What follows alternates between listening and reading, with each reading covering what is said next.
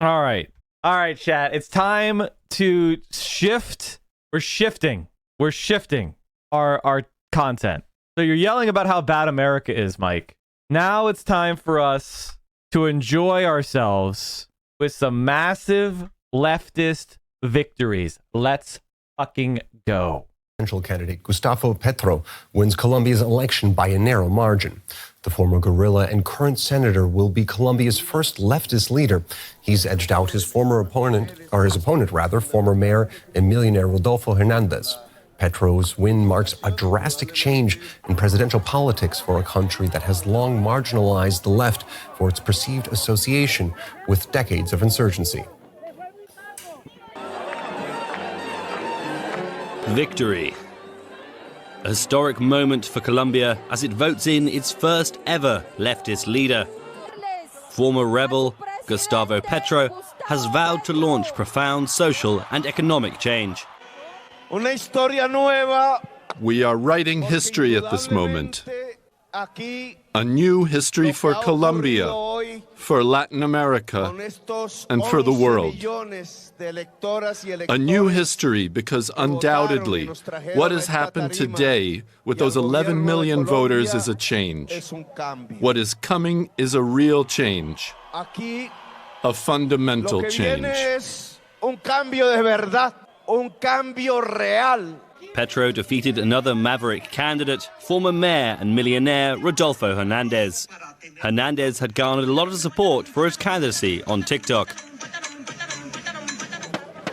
promising to reduce wasteful government spending and to go after corrupt officials. His concession speech implored Petro to do the same. I hope that Gustavo Petro will know how to lead the country, that he will be loyal to his words against corruption, and that he will not disappoint those who trusted him. Petro has a tough task ahead of him. He faces a divided Congress, likely to complicate his implementation of the fiscal and social reforms his supporters are counting on. Let's cross over now to Bogota and speak to DW's Johan Ramirez. So Gustavo Petro has come out on top in the vote. What helps him get the leg up on Hernandez? He had a very successful electoral campaign, a very successful communication campaign, because actually he presented himself as a renovation, as a change, as a break with continuity. But the truth is that Gustavo Petro has been doing politics in Colombia for the last 30 years. He was in the Congress first, then he was diplomat, then he was mayor of Bogota, one of the main jobs in politics in Colombia. Now he's again in the Congress, now he becomes president. But he has been very successful in presenting himself as a renovation in politics. On the other hand, he was also a former guerrilla, so he was very also successful in rewriting his past. His opponent, Rodolfo Hernandez, is a very rich man, and it was easy for Petro to attack him of being part of the political, economic elite of the country. So how likely is Petro's election likely to change Colombia's political landscape? It's a major change. Let's remember that his victory represents the first time that left wing takes power in the country. Colombia this is absolutely incredible, chat. Colombia has been America's fucking satellite, our puppet, and much of our dirty covert operations have been launched from Colombia. This is a massive, massive, massive victory for the left, not just in Colombia, but for all of Latin America. It significantly complicates U.S. foreign policy, especially covert operations. Sanctions against Venezuela, sanctions against Bolivia, sanctions against any kind of left-wing movement. This is a massive, massive, massive defeat for the CIA. Has been rolled for decades for mainly two political parties, and this is a major change. He has promises left-wing policies, social policies, and there are lots of expectations on his government that will start on August 7th, so in a little bit more than a month. All right, so it appears Colombia is going through a shift to the left, but at the same time, both candidates ran on platforms rejecting the political establishment. So why are Colombians so dissatisfied with their government? Because, as I said, Colombia was ruled for mainly two political parties for decades, and during decades they weren't able to tackle the main problems of the country. Colombia went into a civil war for more than 50 years. Colombia had been fighting against drug trafficking. I mean, the golden age of drug trafficking, and the governments in this country weren't able to tackle this. I wonder why that is, chat. Why wasn't the government of Colombia able to handle all the cocaine trafficking? I wonder why. Where did all that cocaine go? Oh, who brought it into the United States? Oh, I wonder what they were funding with it. What happened? Wait, oh no, they got corrupted again. I wonder. Problem, insecurity. And just to give you one recent example, last year, amid the huge crisis provoked by the pandemic, amid the huge economic crisis, the government of now outgoing President Iván Duque proposed a tax reform to increase taxes for the middle class.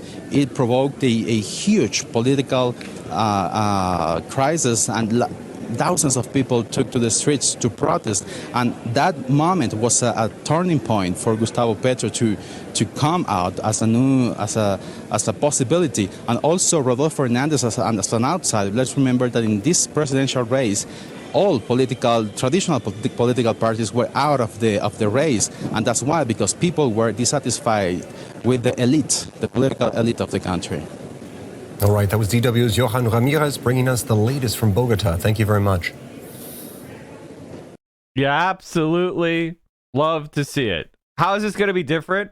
Other left-leaning administrations had power in South America. I mean, you mean the incredibly successful administrations of Lula or the incredibly successful administrations of Evo Morales? Is that what you mean?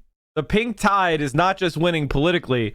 They have hard-won successes. And in Brazil, they used the CIA, and the far right in Brazil used lawfare to get Lula out of the running for one election. But he's coming back. Brazil has thrown off the shackles of the CIA, exonerated Lula, and he's going to win. So you're going to have almost every major country in Latin America either with a left-wing government or an ascendant left. All right, I want to watch one more video on Petro. On Petro. Gustavo Petro. Just how unprecedented is this result? It's big. First of all, Colombia has been governed by two main political parties for most of its democratic history, the liberals and conservatives. In fact, really since its independence. Me conservatives what we see too? in these results, but have been seeing for a while, is a collapse of that traditional party system. So at the basic level of a party system, this is big. And then there's also just the ideological orientation of Gustavo Petro, who comes from the left. This is the first time Colombia, as you've mentioned in your package before, has a leftist president. So that's large. But also, as you also mentioned in the package, this really does represent a huge step forward in political inclusion. The liberal and conservative parties that I mentioned were very homogenous, racially speaking, were very closed. And consequently, what we're seeing now is a huge opening in terms of people that are represented. The first Afro-Colombian. Racially homogenous, controlled Colombia. And the United States supported that? Wait, you're saying the United States supported racist conservatives for decades who were against democracy and indigenous people? You don't say! Being vice president, great expectations. And part of this comes as a result of the peace deal that was signed by Santos, former President Santos, with the FARC, that allows for greater rural participation, allows for greater inclusion of the left and rural and peasant groups. And what does this mean for the region as a whole? Well, what we're seeing across the region is a dramatic anti-incumbent vote, both in Chile, quite likely in Brazil. We saw it obviously in Mexico before. This is going to, I think, really fundamentally change the alliances within the hemisphere. We already started to see it also a couple weeks ago with the Summit of the Americas in Los Angeles, when a number of governments refused to attend because Cuba, Nicaragua, and Venezuela weren't invited. So I think what we're going to see is a much more muscular foreign policy in the region, a much more, I wouldn't say anti-American, but a much more independent foreign policy in the region. A foreign policy that looks less to sort of free trade agreements with the developed North and more towards, as Petro has promised, more towards social programs and more towards developing local industry, in particular small business, and less dependency on natural resource extraction in the case of oil, as your previous report just noted. You just touched on a point which I wanted to raise. You mentioned the Summit of the Americas, and we have seen that the United States is trying to reassert its influence in the region. What happens now? Would you think the two sides, the Colombia and the United States, could now grow further apart as also China tries to jostle for influence? Well, the U.S.'s formal declaration has been that they're happy to see that Colombians chose a president democratically, and that's important. I think the U.S. is going to be very careful not to overstep, not to be too aggressive. Again, the region's changing, and maintaining allies is going to require a lot more sensitivity to local politics. So there's that. But there are a number of issues that Petro is going to challenge the United States on. First of all, on the war on drugs. Petro is going to be much more opposed to fumigation policies and anti-coca policies that the U.S. has really made the mainstay of its policies with Colombia. The second of all is with private sector. Petro has claimed he's going to increase taxes. He's even claimed he's going to protect more industries, and the U.S. has a free trade agreement with Colombia. And last is the issue with Venezuela. Colombia shares a very large border with Venezuela. There are 2 million Venezuelan refugees in Colombia, and Petro has said he's going to recognize the government of Maduro. Now, there are good diplomatic reasons to do that, but that goes very much against the policies of Petro's predecessor, Ivan Duque, and also against the U.S. policies of trying to isolate the Venezuelan government of Nicolas Maduro. Christopher Sabatini. So in other words, this is actually incredibly important because if Colombia can do that, it actually could break the blockade and make the U.S. decide to give up on sanctions, which just so happen will save us from ourselves and help fight inflation before a far-right government wins everything. Yo, Biden, you can't give up on the Venezuelan sanctions. Let them sell their oil, you fucking idiot. My God. This is my bugaboo in foreign policy right now is end sanctions on Venezuela, end sanctions on Iran. Let's fucking go! CIA about to be mighty busy in South America. I think the former gorilla is going to have his eyes wide open about the US, trying to fuck him up. Okay? We're gonna be doing that. So chat, totally based, totally good news. Pretty exciting stuff. All right, so now it's time for me to pivot to I've got more I have more links. I'm so stupid. Holy shit. Oh man. Gustavo Petro's vice presidential candidate Francisca Marquez is an Afro-Colombian woman with deep roots in leftist organizing against mining companies and for indigenous rights. God damn, this is based. And Jacobin if you want to learn more about Colombia, Jacobin magazine, which you could subscribe to at coupon code !Jacobin using coupon code Central_Committee. You can learn more about Colombia. Pretty exciting shit. U.S. State Department telegrams detail U.S. coordination with Colombia to crush the strikes. The telegrams even expressed glee when reporting the number of strikers killed was above 1,000. Look at this shit. The Honorable Secretary of State, with reference to my previous reports concerning the Santa Maria Marta strike, with a special reference to that connection to my dispatch number 49 of December 29th, I have the honor to report that the Bogota representative of the United Fruit Company told me yesterday that the total number of strikers killed by the Colombian military exceeded 1,000. I have the honor to report U.S. State Department. That's our fucking country. That's our fucking country. Disgusting. Goddamn, this is exciting, dude. Gustavo Petro, a former rebel and longtime senator who has pledged to transform the country's economic system, has won Sunday's election. He received more than 50% of the vote, with 99% counted. Shortly after the vote, Mr. Hernandez conceded to Mr. Petro. Colombians today, the majority of citizens have chosen the other candidate. As I said during the campaign, I accept the results of this election. The entire country is begging for change. For decades, the government fought a brutal leftist insurgency known as the Revolutionary Armed Forces of Colombia. Oh, yeah, they were brutal. Oh, okay. Yeah, the Colombian right-wing military was not brutal at all. I just showed you a telegraph where they murdered 1,000 striking workers before. Yeah, it was the brutal leftists. The FARC signed a peace deal with the government in 2016, laying down their arms and opening space for a broader political discourse. Mr. Petro had been part of a different rebel group called M19, which demobilized in 1990, became a political party that helped rewrite the country's constitution.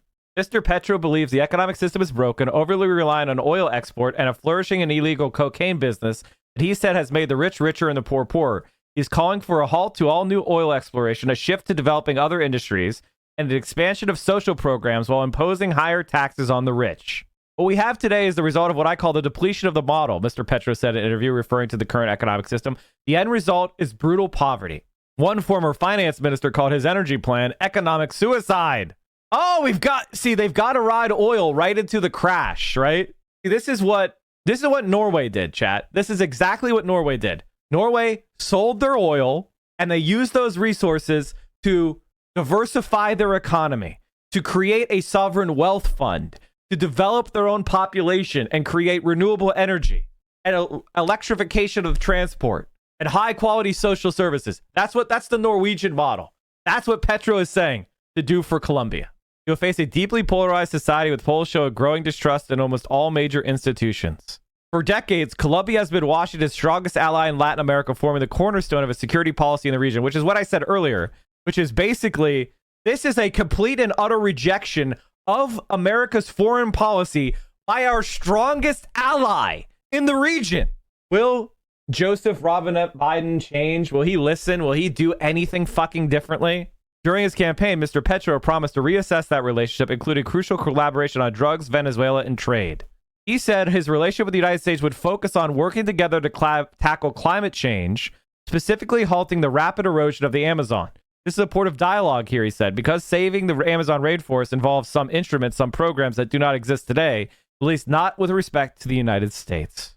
Can you imagine if we had Bernie Sanders as president, how much different the world would be today? Can you imagine? Fucking Joe Biden and Macron, dude. Just totally useless. All right, chat. Are you watching the stream unsubbed? You're making income inequality worse. You are doing anti-praxis. We are the only Twitch stream that will not accept scam advertisers, and I will never fuck you over by selling you crap.